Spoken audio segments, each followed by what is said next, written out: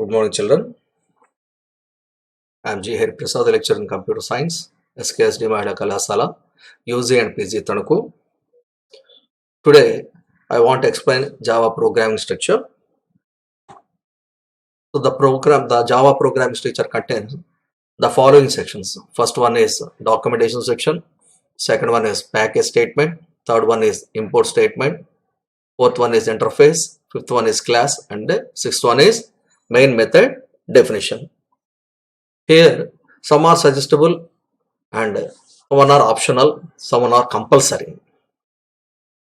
So, ఒకసారి చూద్దాం. What is the meaning of documentation section? So, I'll give an example for that. So, now type the notepad in search box, class,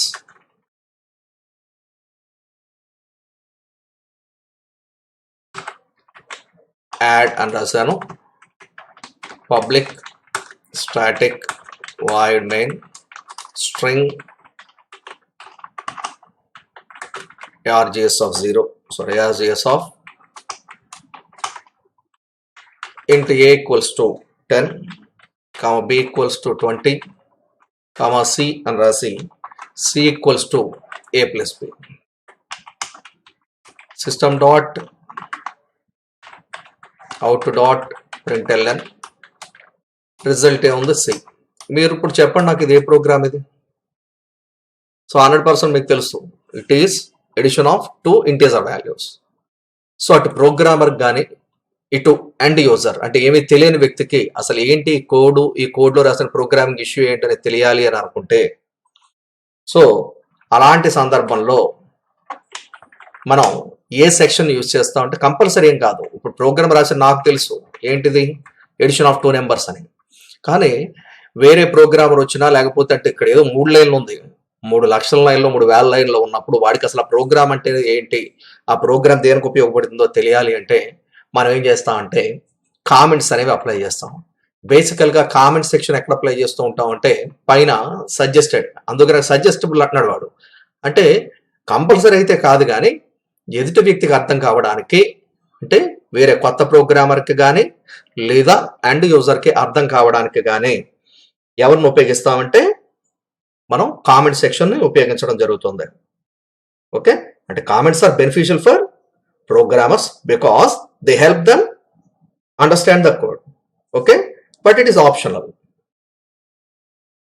so basically there are 2 types of comments are there. First one is single line comment. Single line comment లోకి వచ్చేటప్పటికి ఒకే ఒక్క line లో మనం comment చేస్తాం. ఏంటి ఇది program? Write a program to perform addition of 2 numbers. It is a single line comment. Okay, so ఇక్కడ అసలు it is a suggestable issue. It is explain about the ప్రోగ్రామ్కి సంబంధించిన విషయాన్ని మనకి ఎక్స్ప్లెనేషన్ ఇవ్వడానికి ఉపయోగపడుతుంది. ఓకే, ఇది ఎవరు రాశారు ఇదంతా నాకు తెలియాలి అని అనుకుంటే అది సింగిల్ లైన్లో పట్టదు, number of lines. Then I use multi line comment section. So ఈ ప్రోగ్రామ్కి సంబంధించిన ప్రోగ్రామర్ ఎవరు? ప్రోగ్రామర్ ఇక్కడ హరిప్రసాద్ అని రాశాను. సో ఎలా ఎగ్జిక్యూషన్ చేయాలి, వాళ్ళకి ఎగ్జిక్యూషన్ కూడా మనం చెప్పచ్చు ఎలా చేయాలనేది. Java c space add dot Java అని కొట్టి ఫస్ట్ స్టెప్ అదైతే, second step Java space add అని కొట్టమని వాళ్ళకి చెప్పి మనం సజెస్ట్ చేయొచ్చు. అలాగే ఏ డేటాని క్రియేట్ చేసాం, దీని పర్పస్ ఏంటి, ఇలా ఒక లైన్ కాదు నెంబర్ ఆఫ్ లైన్స్ని కానీ మనం చెప్పాలి అని అనుకుంటే ఎవరిని యూజ్ చేస్తామంటే నెంబర్ ఆఫ్ లైన్స్లో అవతలి వ్యక్తికి ఆ ప్రోగ్రామ్ యొక్క ఇష్యూని చెప్పాలి అని అనుకున్నప్పుడు మాత్రమే ఎవరిని ఉపయోగిస్తామంటే కామెంట్ సెక్షన్ అనే దాన్ని యూజ్ చేయడం జరుగుతుంది. సో దీంట్లో బేసికల్గా చూస్తే మనకి ఇక్కడ 2 టైప్స్ ఆఫ్ కామెంట్ సెక్షన్స్ ఏవైతే ఉన్నాయో ఆ 2 కామెంట్స్ అనేది కామెంట్ సెక్షన్లో మనం చెప్పడం జరుగుతుంది.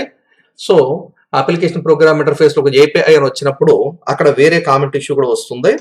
దాని గురించి నేను తర్వాత చెప్తాను. నేను యాక్చువల్గా ఈ రకంగా వస్తుంది. అక్కడ వచ్చినప్పుడు నేను వేరే కామెంట్ ఇష్యూ దగ్గర గురించి అక్కడ మాట్లాడతాను. ఓకే, బేసికల్గా చూస్తే మీకు అర్థమయ్యేటట్టుగా ఉండే 2 కామెంట్ సెక్షన్స్ ఏంటంటే సింగిల్ లైన్ కామెంట్ సెక్షన్ అంటాను దీన్ని. ఒకే ఒక్క లైన్. మళ్ళీ ఇంకోటి రావాలంటే మళ్ళీ ఇలా ఇవ్వాల్సి ఉంటుంది. అంటే ఇది ప్రోగ్రామర్కి లేదా ఎండ్ యూజర్కి ఉపయోగపడుతుందని చెప్పాను. అట్ ది సేమ్ టైం అసలు ఈ వేరియబుల్స్ ఎందుకు యూజ్ చేస్తాం ఇక్కడ రాస్తాం. It is used to store values at particular variables. అంటే ఒక్కొక్క లైన్ యొక్క కూడా మనం ఏం చేయొచ్చు అంటే దాని యొక్క విషయాన్ని ఎక్స్ప్లెనేషన్ ఇచ్చుకుంటూ వెళ్ళచ్చు.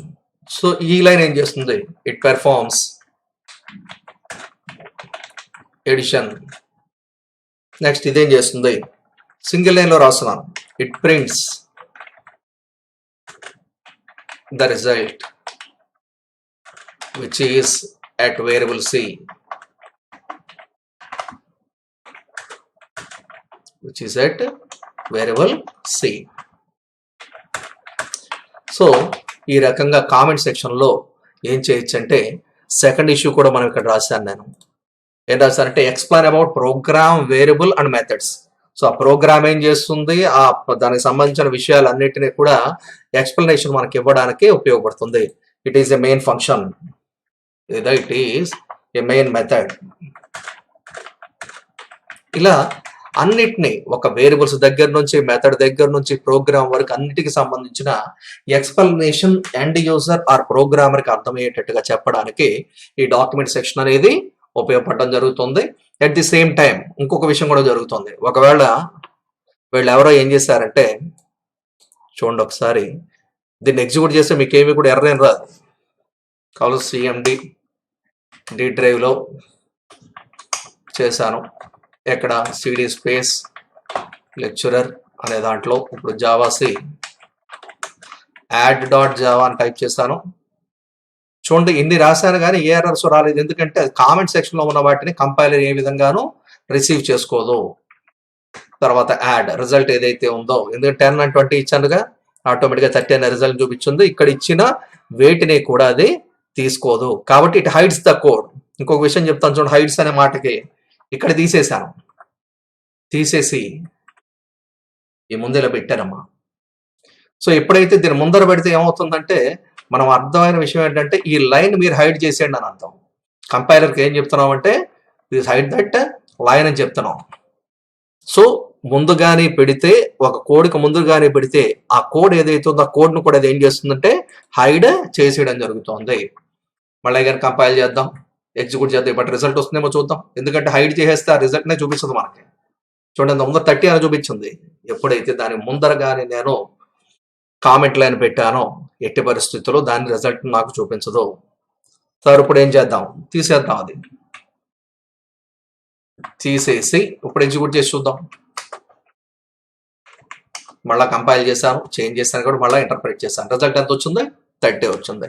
సో ఇక్కడ మనం చెప్తున్న బేసికల్ ఇష్యూలో it is suggested, it is explain about the program variables and methods, it hides the program code also.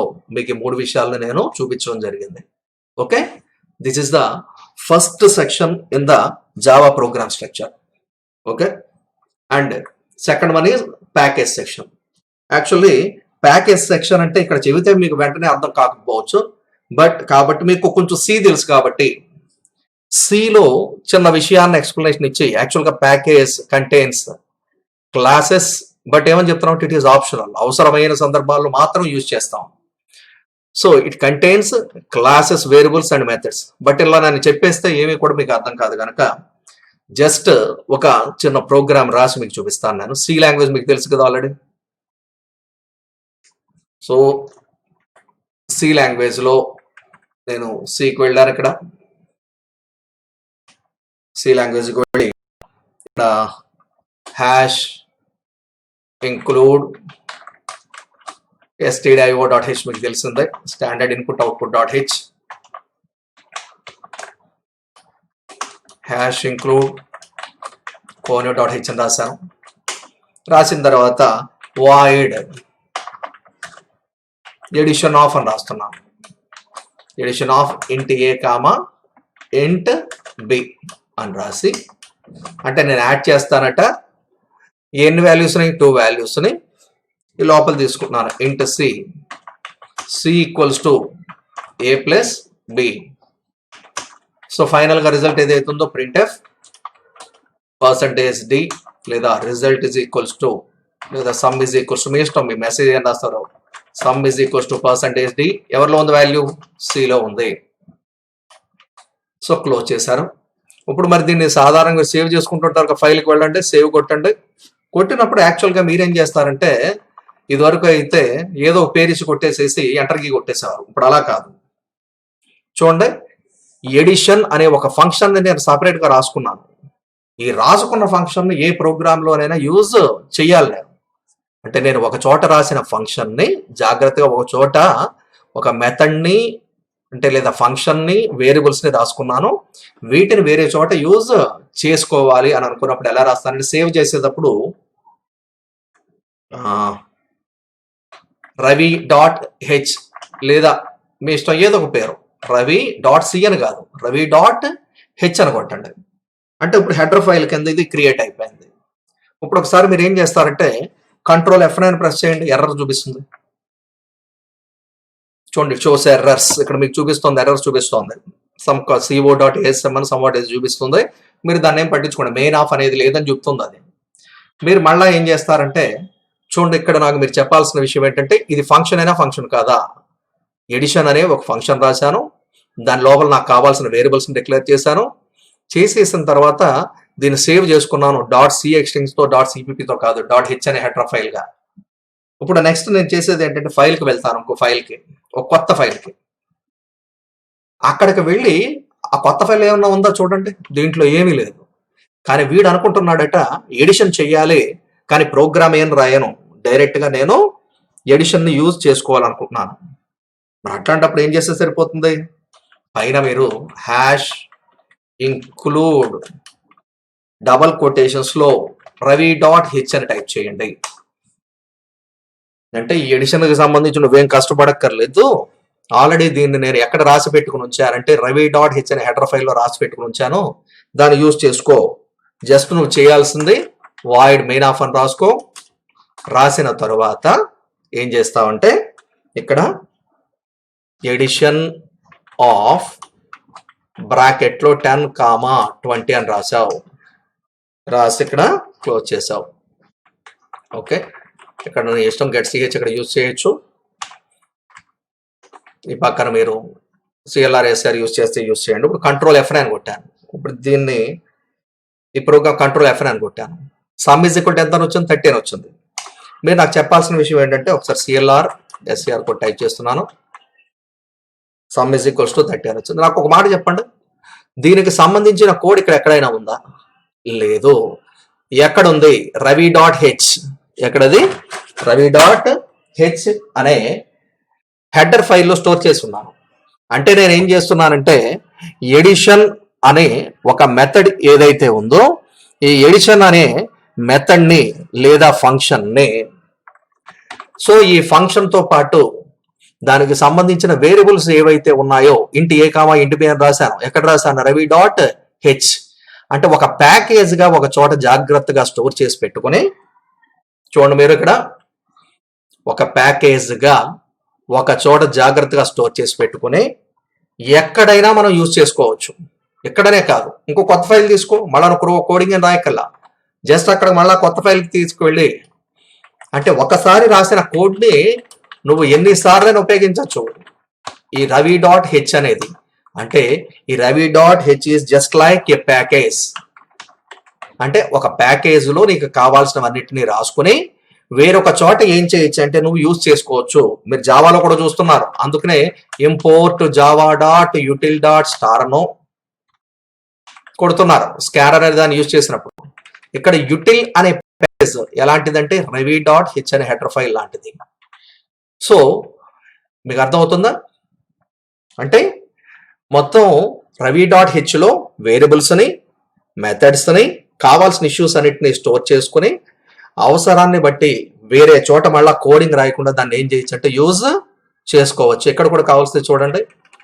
ఇప్పుడు జస్ట్ మీరు చేయాల్సిన పని ఏంటంటే వాయిడ్ మెయిన్ మళ్ళీ again begin brace addition of 45,67 get CH పైన సిఎల్ఆర్ ఎస్సిఆర్. సో ఇప్పుడు end brace పెట్టాను. So చూడండి 112 మళ్ళీ ఇంకోసారి కావాలి, మళ్ళీ నువ్వేం కోడింగ్ రాయకల్లా, ఆల్రెడీ వేరే చోట స్టోర్ చేసి పెట్టుకున్నావు. 34,67 again it shows the result. So ఒకసారి కోడింగ్ రాసి ఒక చోట ఒక మెథడ్ని లేదా ఒక ఫంక్షన్ని వేరియబుల్స్ని రాసేసేసి వాటిని నెంబర్ ఆఫ్ టైమ్స్ మనం ఏం చేస్తున్నామంటే యూజ్ చేయడం జరుగుతుంది సి లాంగ్వేజ్లో. ఎందుకంటే ప్రస్తుతానికి మీకు ప్యాకేజెస్ అనే కాన్సెప్ట్ రాలేదు, కానీ యాక్చువల్గా స్ట్రక్చర్ ఆఫ్ ప్యాకేజ్ అని చెప్పినప్పుడు మీకు చెప్పాలి. అమ్మ దీంట్లో క్లాసెస్ ఉంటాయి, అమ్మ ఫంక్షన్స్ ఉంటాయి అమ్మ చెప్తే అర్థం కాదు కనుక జస్ట్ మీకు ఎగ్జాంపుల్ ఇచ్చాను నేను. రవి డాట్ హెచ్ అనే హెడర్ ఫైల్ని మీరు క్రియేట్ చేసుకుని ఒక ఫైల్ ఏదైతే ఉందో ఆ ఫైల్లో మీరు ముందుగా ఒక ఫైల్ని క్రియేట్ చేసుకోవచ్చు సి లాంగ్వేజ్లో. ఆ హెడర్ ఫైల్లో మీకు ఏ మెథడ్ రాయాలనుకుంటే ఆ మెథడ్ అన్నిటిని కూడా దాంట్లో రాసుకుని ఎక్కడ కావాల్స్తే అక్కడ దీంట్లో చూడండి, దాన్ని ఇంకా సేవ్ చేయలేదు కానీ ఎక్కడ కావాల్స్తే అక్కడ మళ్ళీ తిరిగి యూజ్ చేసుకోవచ్చు. సో జావాలో కూడా జస్ట్ ప్యాకేజ్ అనేది కూడా అలాంటిదే కాబట్టి, బట్ ప్యాకేజ్ అనేది ఆప్షనల్, అవసరాన్ని బట్టి యూజ్ చేస్తాం. సో ప్యాకేజెస్ లైక్ దట్ మీకు ఇందాక చూసారు కదా, వేరియబుల్స్ని, మెథడ్స్, ఆ ఫంక్షన్స్ని, అలాగే ప్యాకేజీలోకి వచ్చేటప్పటికి మనం ఏం చేస్తామంటే క్లాసెస్ని కూడా యాడ్ చేసి ఒక చోట జాగ్రత్తగా పెట్టుకుని ఎప్పుడు కావాల్స్తే అప్పుడు వేరొక క్లాస్లో మనం ఏం చేయొచ్చు అంటే యూజ్ చేయొచ్చు. బట్ ఇక్కడ ప్యాకేజెస్ అనేవి క్రియేట్ చేసేటప్పుడు మనం ఏం చేస్తామంటే కంపల్సరీ ప్యాకేజ్ అనే కీవర్డ్ రాయాల్సిందే. ప్యాకేజ్ అనే కీవర్డ్ రాయకపోతే కంపైలర్కి నువ్వు ప్యాకేజీని క్రియేట్ చేసినట్టు తెలియదు. ఎలా సార్, హ్యాష్ ఇంక్లూడ్ అని పైన బాగానే రాస్తున్నాం, సేవ్ చేసేటప్పుడు ఏం చేస్తాం రవి డాట్ హెచ్ అని రాస్తున్నాను. Ravi dot H, Ravi dot CO, Ravi dot CPP అని రాయట్లా, రవి డాట్ హెచ్ అని సేవ్ చేస్తే హెడర్ ఫైల్ అని ఎలా తెలిసిందో ప్యాకేజ్ అనే కీవర్డ్తో కానీ నువ్వు ఇస్తే మాత్రమే జావా కంపైలర్ ఏం చేస్తుందంటే ఆ కీవర్డ్ ద్వారా ఓహో వీడి ప్యాకేజీని క్రియేట్ చేస్తున్నాడు, ఆ ప్యాకేజ్లో కొన్ని ఫంక్షన్స్, కొన్ని వేరియబుల్స్ ఉంటాయి, దానితో పాటు జావాలో ప్రతిదీ క్లాస్లో రాస్తాం కనుక ఆ క్లాసెస్ అనేవి కూడా దాంట్లో డిక్లేర్ చేస్తాడు.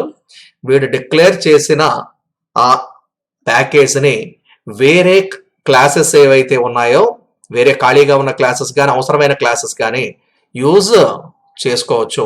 ఏం అర్థమవుతుందా? సో మీరు చూసారుగా. సో జస్ట్ లైక్ ప్యాకేజ్ అంటే ఎలాంటిదంటే రవి డాట్ హెచ్ అనేది ఇక్కడ మనం ప్యాకేజ్ అనుకుంటే ఈ ప్యాకేజ్లో ఉండే ఈ వేరియబుల్స్, అలాగే దీనికి సంబంధించిన ఎడిషన్ ఆఫ్ అనే ఈ ఫంక్షను ఏవైతే ఉన్నాయో వాటన్నిటినీ, సో వేరియబుల్స్, మెథడ్స్ వాటన్నిటిని మనం వేరే చోట ఏం చేయొచ్చు అంటే యూజ్ చేసుకోవచ్చు. సో వేరే చోట ఎక్కడ యూజ్ చేసాం చూడండి, వేరే ప్రోగ్రాంలో అసలు అక్కడ ఏమీ లేకపోయినా అక్కడ అవసరాన్ని బట్టి మనం ఏం చేసామంటే యూజ్ చేసుకుంటూ వెళ్ళాం. ఎలా తెలిసిందండి? పైన hash include Ravi dot H అని ఇస్తే ఎలా తెలుస్తుందో ప్యాకేజ్ క్రియేట్ చేసినప్పుడు కూడా కంపల్సరీ అక్కడ ప్యాకేజ్ అనే ఒక కీవర్డ్, ఇంటీజర్కి ఇంట్ అని ఎలాగిస్తామో ప్యాకేజ్ అని క్రియేట్ చేస్తుందో ప్యాకేజ్ అని ఇస్తేనే దానికి తెలియడం జరుగుతుంది. సో అలాగే మనం కూడా కాలేజీ ఉందనుకోండి, కాలేజీ సంబంధించిన ప్రాజెక్ట్ చేస్తున్నప్పుడు ప్యాకేజ్ కాలేజ్ అని రాసి దాంట్లో మనకి 3 ఉన్నాయి. ఒకటి డిగ్రీ, క్లాస్ డిగ్రీ అని రాయొచ్చు, క్లాస్ జూనియర్ అని రాయొచ్చు, క్లాస్ స్కూల్ అని రాసి ఒక చోట కావాల్సిన కోడింగ్ అని రాసి ఎక్కడెక్కడైనా కూడా మీరు ఏం చేయొచ్చు అంటే యూజ్ చేయొచ్చు. ఓకేనా, అర్థమవుతుందా? And next one is import statement, but ఇది కూడా ఆప్షనల్. ఇంపోర్ట్ స్టేట్మెంట్ అనే దాన్ని కూడా వచ్చేటప్పటికి ఏంటి అని అంటే చూడండి, మీరు ఇందాక నేను రవి డాట్ హెచ్ అనేది సపరేట్గా క్రియేట్ చేసి పెట్టేశాను ఎడిషన్ అనే దాంతో. సో ఇక్కడ చూడండి hash include stdio dot H hash include కోనియో dot H అని ఇక్కడ రాసేసుకున్నాను. ఇక్కడ జస్ట్ ఒక మెథడ్ ప్రోగ్రామ్స్ రాశాను కదా. కానీ వేరే చోట యూజ్ చేసేటప్పుడు ఆ hash include stdio dot H ఏం రాయాలా, ఏం రాశాను, just hash include Ravi dot H అన్నాను. అంటే అక్కడ ఉన్న దానిని నేను ఇక్కడ ఏం చేస్తానంటే యూజ్ చేస్తానని. అలాగే మనం జావా లాంగ్వేజ్లో చూడండి, ఇంత ముందర ప్రోగ్రాంలో మనం ఏం చేసామంటే డైరెక్ట్గా వాల్యూస్ ఇచ్చేసాం.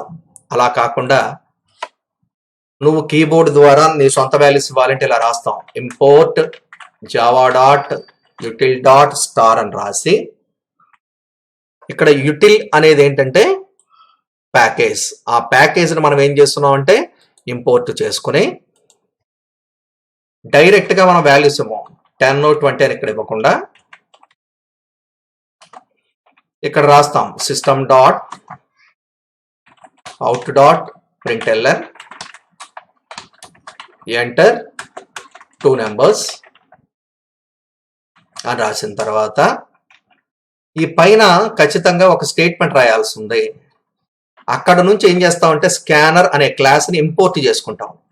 అంటే ఇక్కడ స్కానర్ అనేది ఏంటి సార్ అని అడుగుతారేమో. స్కానర్ ఈజ్ ఎ ప్యాకేజ్, ముందుగానే క్రియేట్ చేయబడిన ప్యాకేజ్. ఆ ప్యాకేజ్లో యుటిల్ అనేది ప్యాకేజ్, ఈ స్కానర్ అనేది క్లాస్. ఏమని చెప్పాం, ప్యాకేజ్లో ఏమేమి ఉంటాయని చెప్పాం, క్లాస్ ఉంటుంది, క్లాస్తో పాటు మెథడ్స్ ఉంటాయి, వేరియబుల్స్ ఉంటాయని చెప్పాంగా. స్కానర్ స్పేస్ ఆ క్లాస్కి ఏం క్రియేట్ చేస్తాం అంటే ఆబ్జెక్ట్ క్రియేట్ చేద్దాం, is equal to new scanner బ్రాకెట్లో సిస్టమ్ డాట్ ఇన్, సిస్టమ్ యొక్క ఇన్పుట్ డివైస్ నుంచి నేను తీసుకుంటాను అని చెప్పి ఏ క్లాస్ ద్వారా చెప్పిస్తున్నాం అంటే మనం స్కానర్ అనే క్లాస్ ద్వారా చెప్పిస్తున్నాం. ఈ స్కానర్ అనే క్లాస్ ఏ ప్యాకేజ్లో ఉందంటే యుటిల్ అనే ప్యాకేజ్లో ఉంది. దాన్ని యూజ్ చేసుకోవాలంటే ఏ కీవర్డ్ అప్లై చేయాలంటే ఇంపోర్ట్ అనే స్టేట్మెంట్ మనం అప్లై చేయాల్సి ఉంది. అర్థమవుతుందా?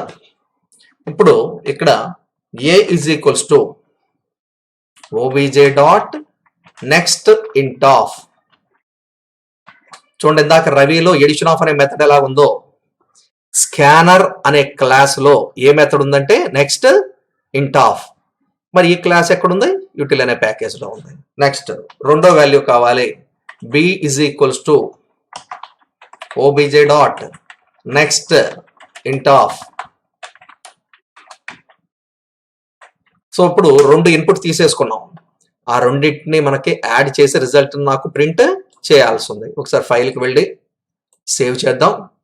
చూడండి, ప్యాకేజ్ని 100% ఇంపోర్ట్ అనే స్టేట్మెంట్ ద్వారా మాత్రమే మనం రిసీవ్ చేసుకోగలం. ఎందుకంటే వాటిల్లో ఉండే క్లాసెస్ని కానీ వాటిల్లో ఉండే మెథడ్స్ని కానీ మనం ఇంపోర్ట్ స్టేట్మెంట్ ద్వారానే యూజ్ చేసుకోగలం. ఇందాక చూడండి, డైరెక్ట్గా వాల్యూస్ ఇచ్చేసాము కాబట్టి అంత అవసరం లేదు. అంటే అవసరం వచ్చినప్పుడు అంటే ఎప్పుడైతే నువ్వు కంపైల్ చేస్తావో, కంపైల్ చేసి రన్ చేసినప్పుడు డైరెక్ట్గా ఇంతకు ముందరైతే 30 అని వచ్చేసింది, ఎందుకంటే డైరెక్ట్గా వాల్యూస్ ఇచ్చేసాం.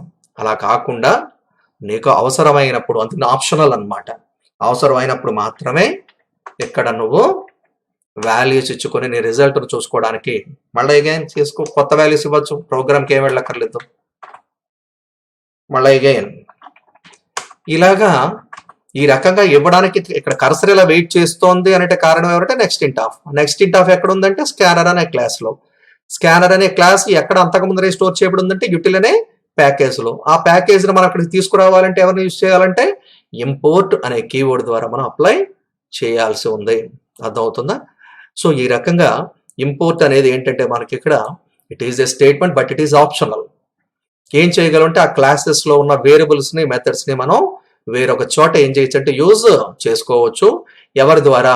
By using import keyword. అంటే ముందుగానే ఆయన ఇచ్చాడు, పైన చూడండి ఇంపోర్ట్ అని రాశాను, అది నేను రాసిన మాట కాదు. ఇంపోర్ట్ అనేది ముందుగానే ఆయన ఇచ్చిన ఒక రిజర్వ్డ్ వర్డ్, జేమ్స్ గోస్లింగ్ ఇచ్చిన రిజర్వ్డ్ వర్డ్. అలాగే మనం ఫ్యూచర్లో చేస్తాం, మన సొంత ప్యాకేజెస్ని క్రియేట్ చేయడం, అప్పుడు చేద్దాం. కాలేజ్ అనే ప్యాకేజెస్ని క్రియేట్ చేద్దాం. ప్రస్తుతానికి import Java dot util dot star రాస్తున్నాం కదా. సో యుటిల్ అనే ప్యాకేజ్ ఎలాగో ఐఓ అనే ప్యాకేజ్ కూడా మనకు ఉంది, ఇన్పుట్ అండ్ అవుట్పుట్ ప్యాకేజ్ అని. సో ఇంపోర్ట్ స్టేట్మెంట్ ద్వారా మనకి కావాల్సిన మెథడ్స్ని వాటిని ప్యాకేజ్ నుంచి తీసుకొచ్చుకోవచ్చు. This is the major use of import statement. And next one is interface. But interface అనేది ఇప్పుడు మీకు తెలియదు, బట్ ఇంటర్ఫేస్ అనేది కూడా ఎట్లాంటిదంటే it is just like a class. It is also just like a class. Just interface అని రాస్తాం. So దాని గురించి నెక్స్ట్ మాట్లాడదాం. సో ఇంటర్ఫేస్ ఏదైతే ఉందో ఈ ఇంటర్ఫేస్ కూడా క్లాస్ లాంటిదే, కానీ ఎక్కడ యూజ్ చేస్తాం? సో క్లాస్ లాంటిదే కానీ క్లాస్ చేస్తున్న అన్ని పనులు అది చేయలేదు. ఈ ఇంటర్ఫేస్ అనేది చేసే ఒకే ఒక్క పని ఏంటంటే మ్యాక్సిమం పని ఇది చేసేది to support multiple inheritance. To support multiple inheritance. Inheritance అనే కాన్సెప్ట్ వస్తుంది. ఈ ఇన్హెరిటెన్స్ అనే కాన్సెప్ట్ వచ్చినప్పుడు అక్కడ మల్టిపుల్ ఇన్హెరిటెన్స్ అనే కాన్సెప్ట్ని సపోర్ట్ చెయ్యడానికి, అంటే ఇన్హెరిట్ అంటే తెలుసు మీకు, ఆల్రెడీ ఒక క్లాసులో ఉన్న డేటాని వేరొక క్లాస్ కానీ యూజ్ చేసుకోవాలనుకున్నప్పుడు, అంటే పేరెంట్ దగ్గర ఉన్న డబ్బుల్ని చిల్డ్రన్ యూజ్ చేసుకోవాలనుకున్న, వీడేం సంపాదించడం కానీ పేరెంట్ దగ్గర నుంచి మొత్తం అంతా కూడా తీసేసుకోవాలనుకున్నప్పుడు ఉపయోగపడే కాన్సెప్ట్ అని యాక్చువల్గా ఇన్హెరిటెన్స్ అని అంటాం. అంటే వేరే చోట ఆల్రెడీ వేరే క్లాసులో రాయబడిన కోడింగ్ అంతటిని వేరొక క్లాసు, ఇంకొక క్లాసు, పేరెంట్ క్లాస్లో రాసిన కోడింగ్ అంతటిని చైల్డ్ క్లాస్ తన దగ్గర ఏమీ లేకపోయినా యూజ్ చేసుకోవాలనుకుంటే దాన్ని ఇన్హెరిటెన్స్ అని చెప్పడం జరుగుతుంది. ఫ్యూచర్లో నేను దీని గురించి మాట్లాడతాను. అలాంటి సందర్భంలో మల్టిపుల్ ఇన్హెరిటెన్స్ అనే దాన్ని సపోర్ట్ చేయడానికి ఎవరిని యూజ్ చేస్తామంటే మనం ఇంటర్ఫేస్ అనే ఇష్యూని మనం యూజ్ చేయడం జరుగుతుంది. ఇది కూడా అన్ని సందర్భాల్లో యూజ్ చేయట్లేదుగా, కాబట్టి it is also optional. So ఇది ఎలాంటిదని చెప్తున్నామంటే it is just like a class. దేనికి ఉపయోగపడుతుందంటే to support multiple inheritance. So compiler కి ఇంటర్ఫేస్ వచ్చిందా లేదా అనేది ఎవరి ద్వారా తెలుస్తుందంటే బై యూజింగ్ ఇంటర్ఫేస్ కీవర్డ్. అర్థవుతున్న క్లాస్ అని ముందుగా క్లాస్ కీవర్డ్ ఎలా యూజ్ చేస్తున్నామో ఇంటర్ఫేస్ అనే కీవర్డ్ యూజ్ చేయడం జరుగుతుంది. ఎగ్జాంపుల్కి ఇక్కడ మనం ఇంటర్ఫేస్ అని చెప్పడం జరిగింది. ఓకేనా? And next one is class definition. మీరు చూసారుగా, ఇప్పటి వరకు మనం ప్రోగ్రామ్స్ రాస్తూ ఉన్నాం. దేంట్లో రాస్తూ ఉన్నాం అంటే క్లాస్. ఈ క్లాస్లో మెయిన్ ఎసెన్షియల్ ఎలిమెంట్స్, అంటే ప్రోగ్రామ్ రాయడానికి కావాల్సిన ఎసెన్షియల్ ఎలిమెంట్స్ అన్నీ కూడా దాంట్లోనే మనం రాయడం జరుగుతుంది. దాంట్లోనే చూడండి మీరు పబ్లిక్ స్టాటిక్ వాయిడ్ మెయిన్ అని రాస్తారు, అంటే మెయిన్ ఇష్యూ అదే. At the same time essential elements, ఆ ప్రోగ్రామ్ ఎగ్జిక్యూట్ కావడానికి కావాల్సిన కోడింగ్ అంతటిని, లేదా ఫ్యూచర్లో నెంబర్ ఆఫ్ సబ్ క్లాసెస్ వస్తాయి, ఒక మెయిన్ క్లాసే కాదు, దీనిపైన నెంబర్ ఆఫ్ సబ్ క్లాసెస్ చాలా ఉంటాయి. ఆ సబ్ క్లాసెస్లో ఉన్న కోడ్ని కూడా ఎవరి ద్వారా యాక్సెస్ చేసుకుంటామంటే by using a main class. By using a main class. అందుకనే ఇక్కడ మనం చెప్తున్నప్పుడు సో క్లాస్ డెఫినేషన్కి వచ్చేటప్పటికి మనకు తెలిసింది, ఇదివరకు మనం చాలాసార్లు చెప్పాం, it is the blueprint for object అను, లేదా it is the combination of member variables and member methods and number of issues అప్పుడు చెప్పాం. సో ఇక్కడ మీరు గుర్తుపెట్టుకోవాల్సిన విషయం ఏంటంటే ఇది మెయిన్ ఇష్యూ. దీనిలో ఒక ప్రోగ్రామ్కి కావాల్సిన, అంటే నీ ప్రాజెక్ట్ రన్ అవ్వడానికి కావాల్సిన ఎసెన్షియల్ ఇష్యూస్ అన్నిటిని కూడా దీని నుంచి నువ్వు రన్ చేయడం జరుగుతుంది. సో ఇప్పటి వరకు కూడా మీరు చూడండి, ఎడిషన్ జరగడానికి క్లాస్ యాడ్ అనే దాన్ని నువ్వు ఎలా రాసుకున్నావో ఎడిషన్ జరగడానికి, అలాగే నీ యొక్క పరిస్థితిని బట్టి, నీకు ఇచ్చిన ప్రాజెక్ట్ యొక్క ఇష్యూని బట్టి నువ్వు అక్కడ క్లాస్ అనే దాన్ని డిజైన్ చేసుకోవడం జరుగుతుంది. Okay. And final one is, అన్నిటికంటే ఖచ్చితంగా క్లాస్ అని రాసేస్తే సరిపోదు, క్లాస్తో పాటు రాయాల్సిన మెయిన్ మెథడ్ ఏంటంటే పబ్లిక్ స్టాటిక్ వాయిడ్ మెయిన్ అని రాయాల్సిందే. కంపల్సరీ ఇది జావా ప్రోగ్రామ్ లో రాయాలో రాయలేదు అంటే మస్ట్ అండ్ షుడ్ గా రాయాలి. That's why every Java program must required a main method at starting point. ఖచ్చితంగా క్లాస్ అని రాసిన తరువాత పబ్లిక్ స్టాటిక్ వాయిడ్ మెయిన్ అనే మెథడ్ని రాయాల్సి ఉంది. సో ఇది దేనికి ఉపయోగపడుతుందంటే ఇందాకే చెప్పానుగా, ఈ లోపల కోడింగ్ అంతటిని రాయడానికి, వేరొక క్లాస్ ఏదైనా క్రియేట్ చేస్తే ఆ క్లాస్కి ఆబ్జెక్ట్ని క్రియేట్ చేసి అక్కడ ఉన్న వాటిని యాక్సెస్ చేసుకోవడానికి. So creates objects of various classes. ఇక్కడైతే ఒకటే క్లాస్ ఉంది, అలా కాకుండా నెంబర్ ఆఫ్ క్లాసెస్ గానే ఉంటే ఆ నెంబర్ ఆఫ్ క్లాసెస్లో ఉన్న కోడ్ని యాక్సెస్ చేసుకోవడానికి. చూడండి, క్లాస్ ఫస్ట్ అని రాశాను, క్లాస్ సెకండ్ అని రాశాను. దీని లోపల ఫ్యూచర్లో ఏదో కోడింగ్ రాస్తాను అనుకుందాం. ఈ కోడింగ్ని ఎక్కడ యాక్సెస్ చేసుకుంటాను? మెయిన్ క్లాస్లో ఆ క్లాసెస్కి ఎవరిని క్రియేట్ చేస్తానంటే ఆబ్జెక్ట్ని క్రియేట్ చేసి